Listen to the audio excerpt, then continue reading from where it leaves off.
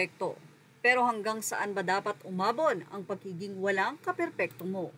Isa ba itong pwedeng maging basehan o excuse sa paggawa mo ng talamak na kasalanan?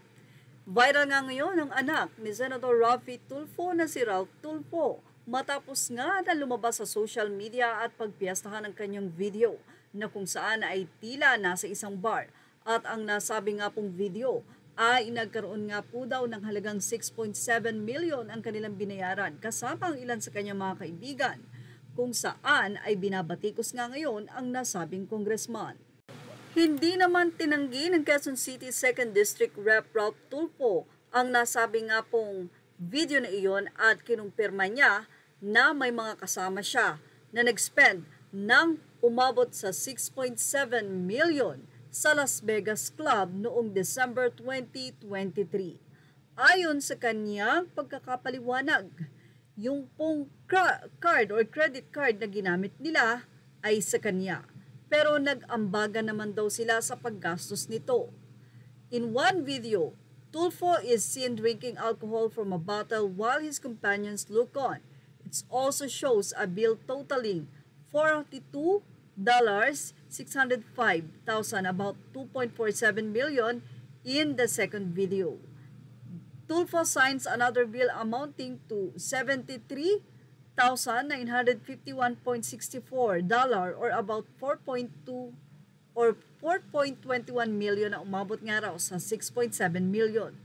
Sa isa nga pong statement ng Bilyonaryo News Channel on September 27, inexplained ni Tulfo na ang video na yon ay kasama ang ilan sa kanyang mga kumpanyon. Ang nasabing video ay kuha sa isang pribadong pagdiriwang noong Pasko 2023. Maliban sa Kapaskuhan at sa pagsalubong sa taong 2024, may natanggap na magandang balita ang aking mga kaibigan kaya naman po kami ay nagdiwang.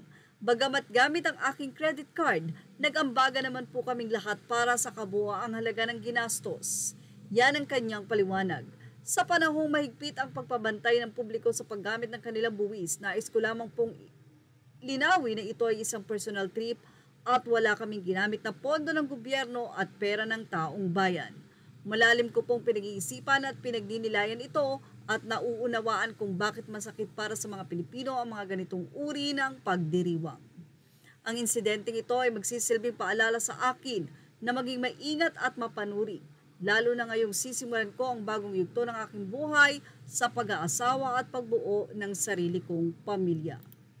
Nagsalita naman ang uncle ni Ralph Tulfo na si Ben Tulfo. Ayon sa kanya, nakakalungkot yung apelyidong dinadala namin, sumasablay yung ilan, nahihiya na po kami kaya ikaw Congressman Ralph, makinig ka, makinig ka.